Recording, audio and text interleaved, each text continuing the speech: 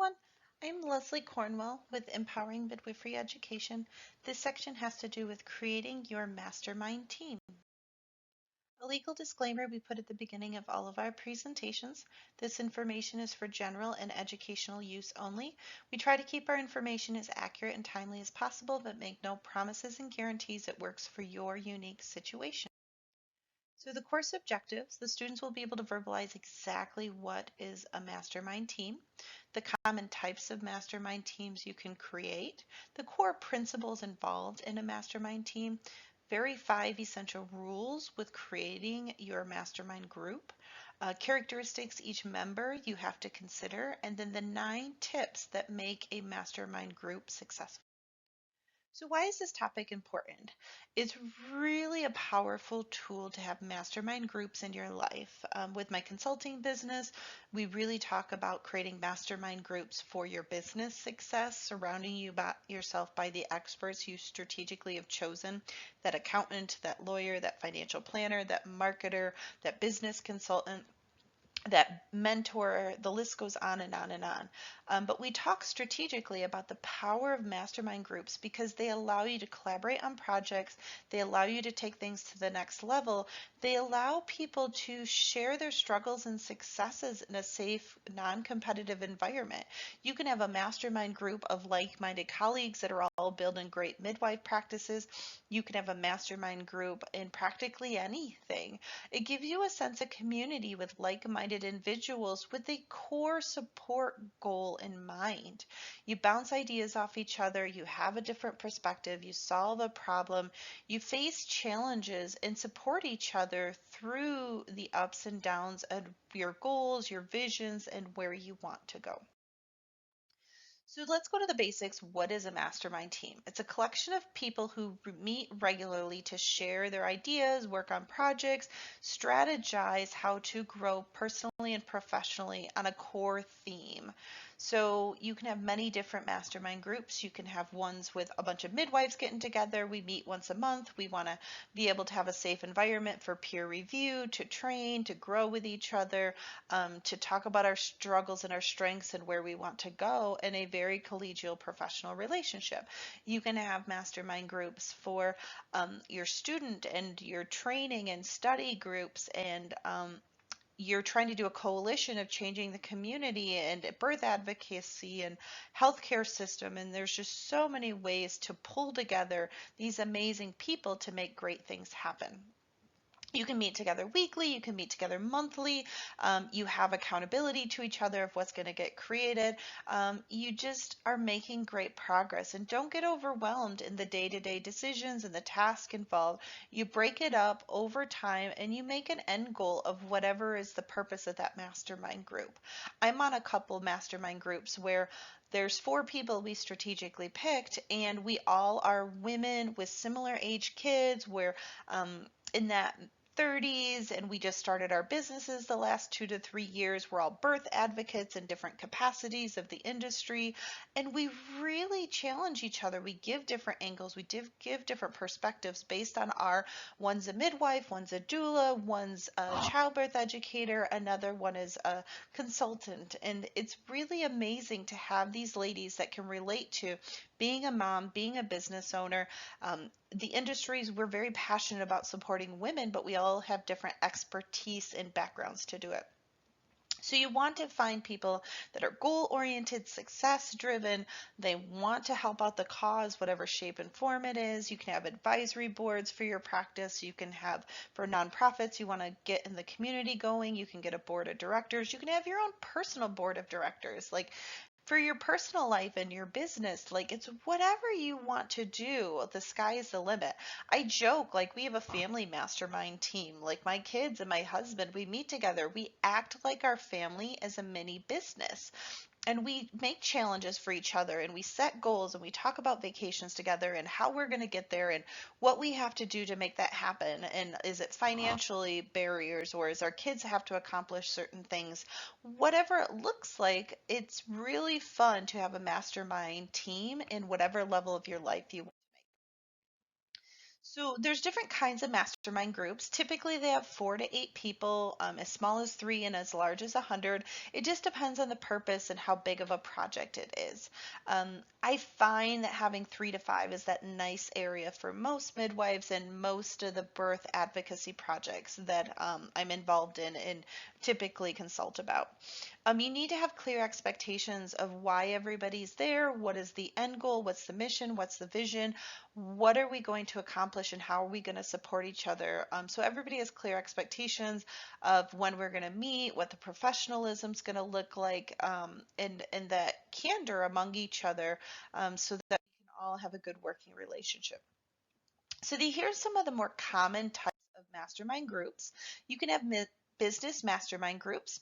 You can have it where you have like-minded business owners that want to take their business to the next level, which was the example I gave you with the doula, the midwife, the consultant, the childbirth educator. We all had similar goals. We were newer businesses. We wanted to learn from each other. We wanted to pull from each other's markets and just really relate to being new practices in the birth world and being moms with young kids. What is the intention of it? Is it to vent with each other? Is it to throw ideas, to help us through our challenges, to pick us back up, remind us of our goals? Like, you really just need to set clear expectations of what that purpose is.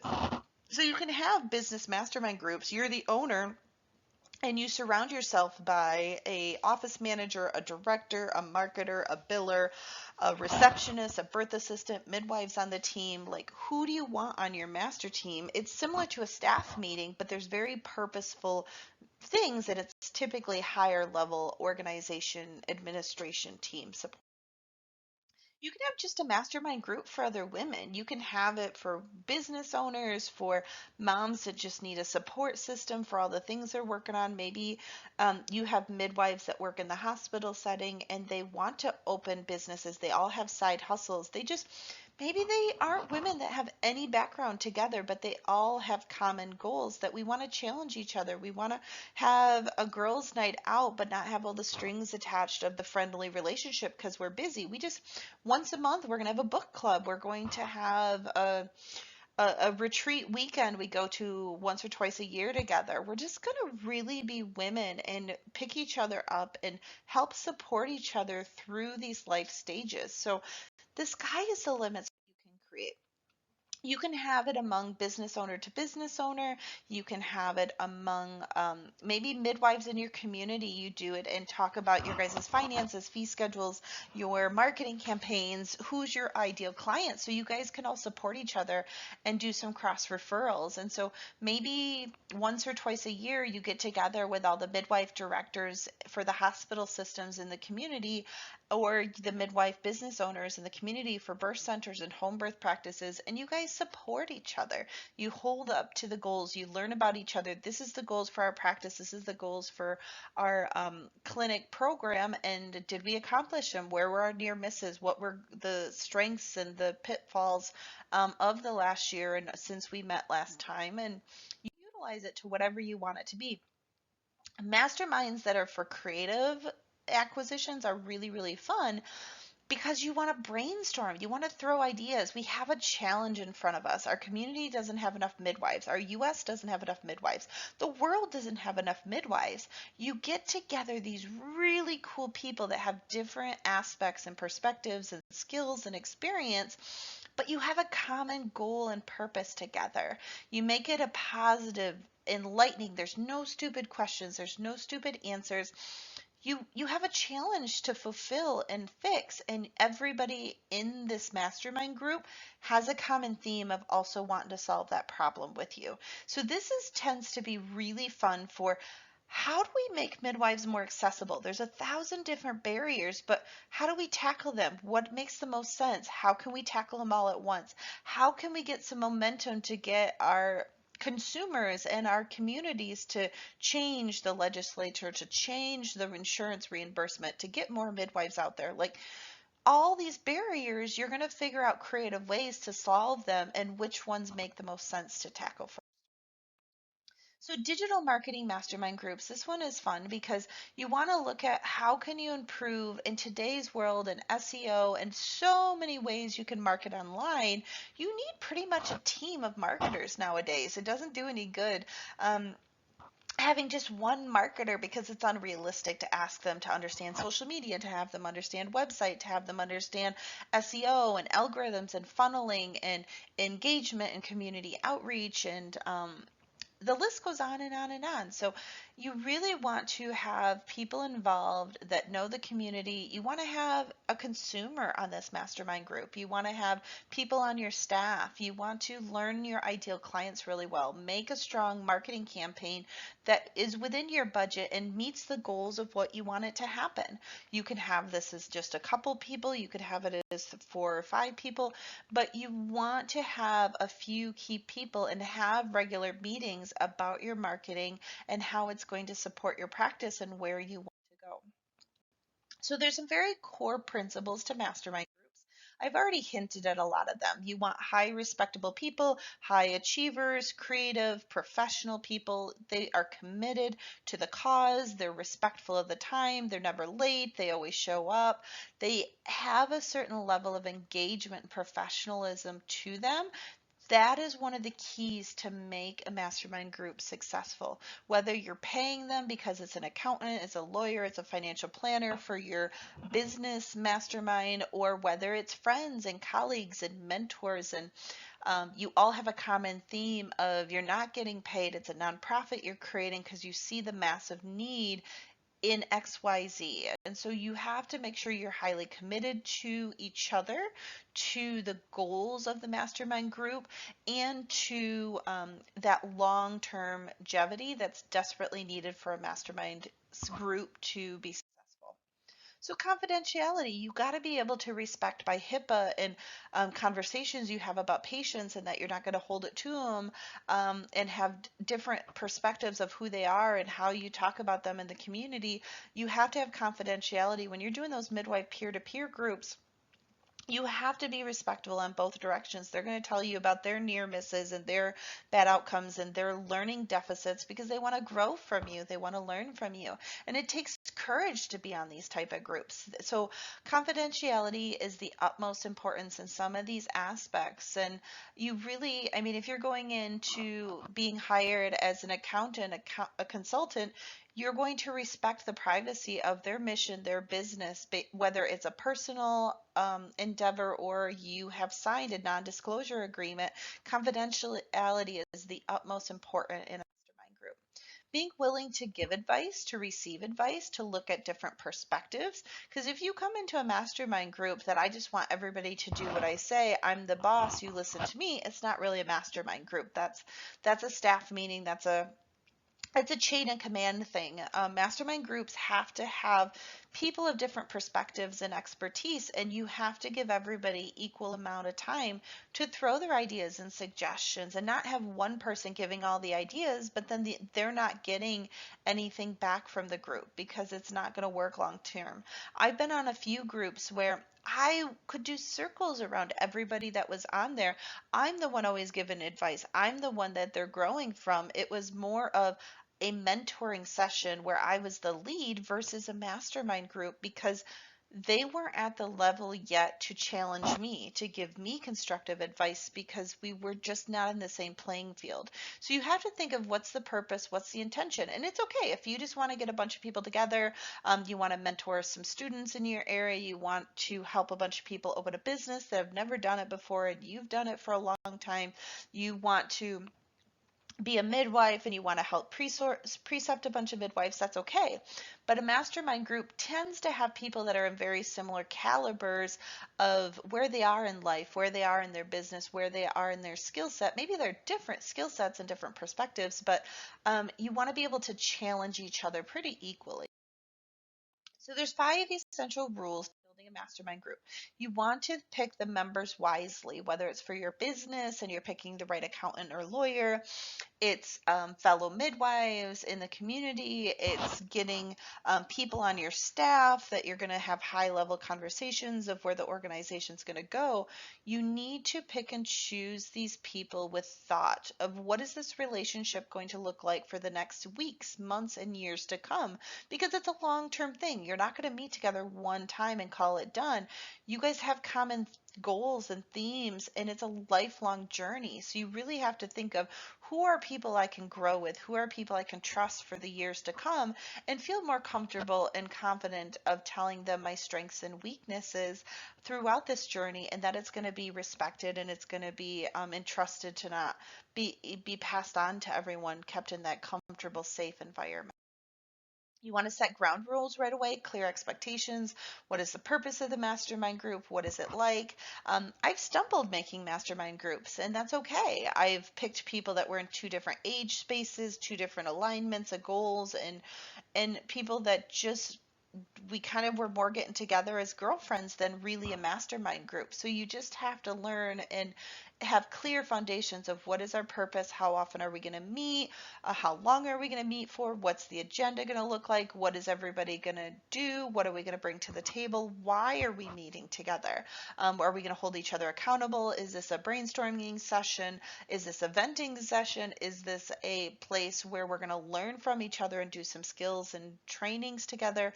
You have to set the ground rules of what's the purpose of the mastermind group. Set a good agenda. Make sure that you're following the meeting, take good notes, have someone on the team that is writing down and keeping track, sending people on the team notes afterwards, and having good boundaries of when are we going to meet, how are we going to meet, are we going to meet on Zoom, are we going to meet in person, are we going to meet at a restaurant, are we going to rotate between each person's birth center or our clinic, are we going to meet in the staff conference room at the hospital? Like, where are you guys going to meet, and what is the purpose of these meetings, and how do we keep to that agenda and make sure that we're following up on what was done last time and making sure we're accountable for what was supposed to be accomplished before we got together again. It's so important to have a leader. You're going to, and maybe you rotate who the leader will be each time, and that's totally okay. You guys can make the definition of everybody's role, what is the purpose, where are our strengths and resources, why are we all here, what is our purpose of being part of the mastermind group, and what can we bring to it, and how can we make it successful. So you want to pick a group leader. Most of the time it stays the same person, but you can definitely rotate through who that's going to be. It tends to be the person that made the mastermind group because they're the one with the initial goal, vision, purpose, and they're going to tend to lead things if they get off alignment, if we're not meeting our purpose. They were the ones that wanted the mastermind group together. And so you have to really just make sure that designated to that and have a clear expectation of what that role looks like. You want to share ideas, suggestions evenly. If it's lopsided, it just one person will feel ostracized and it'll become a ripple effect that they're not going to pass on their ideas. You're going to lose valuable personality and core different perspectives that's going to give you a better product, a better problem solving, a better understanding of what you want to accomplish by learning from everybody on the group.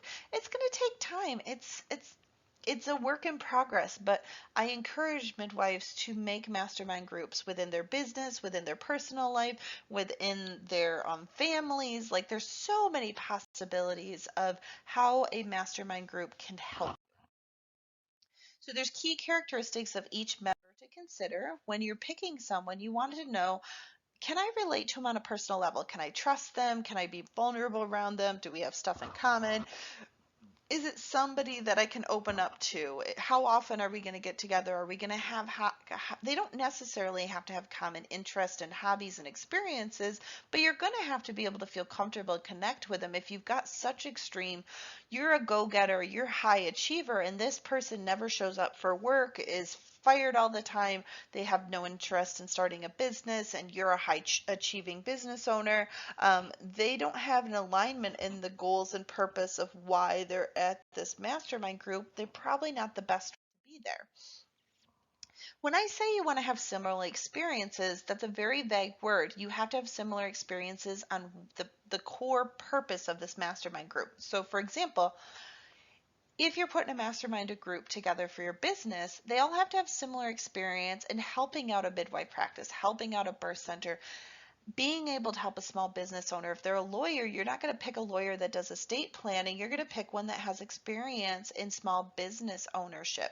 If you're going to pick a marketer, you're not going to pick a marketer that does sports and does a totally different industry than midwifery and birth. And so you want to look at people that have similar backgrounds, similar understandings, and core beliefs so that you can meet and be at higher success with the goals of the mastermind group.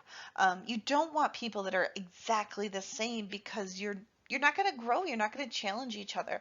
So when I say similar experiences, you just want enough of the people coming to the table. They're going to add value to whatever you're trying to solve. You don't want to be competitive.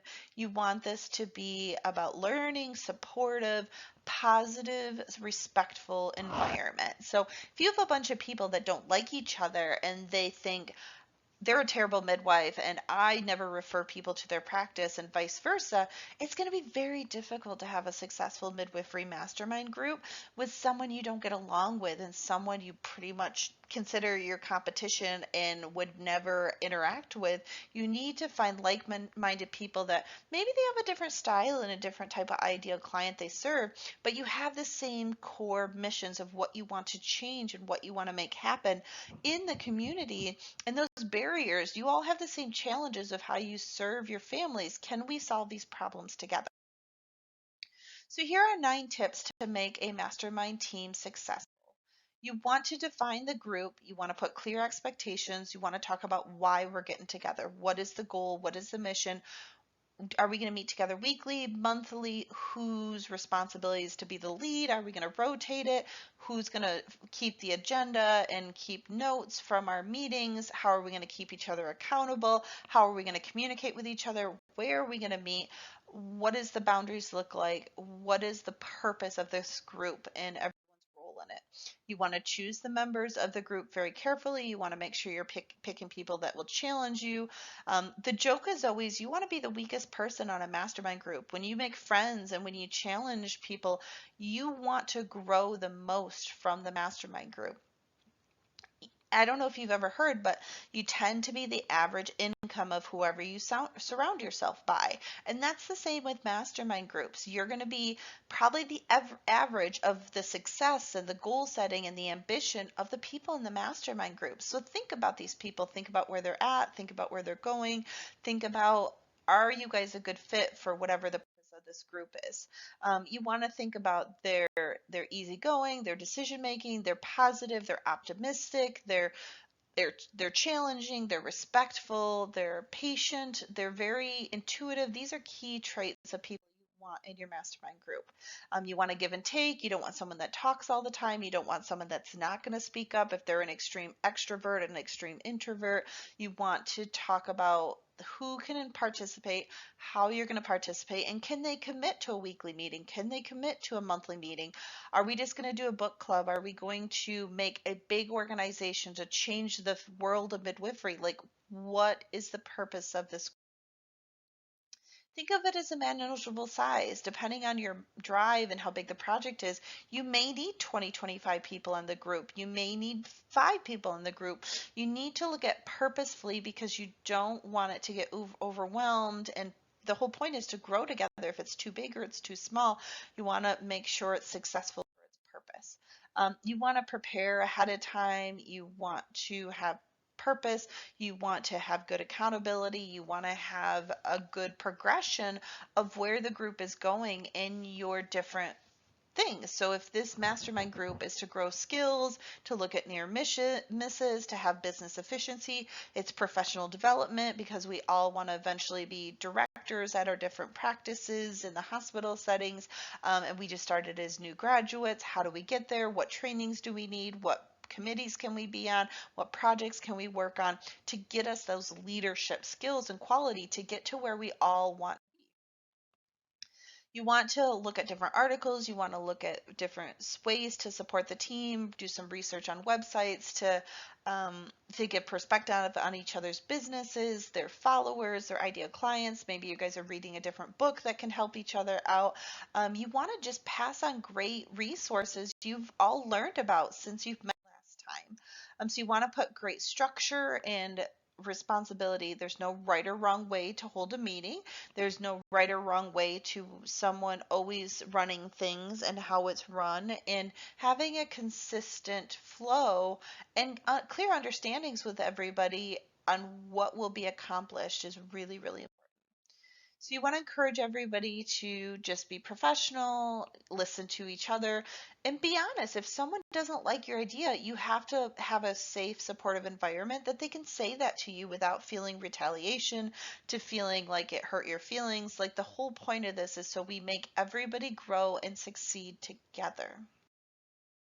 Meeting regularly without getting distracted. If everybody spends the first 20 minutes talking about their kids and how rough their day was, you need it to be very specific and purposeful and get right down to the point. You're not there to be each other's friends.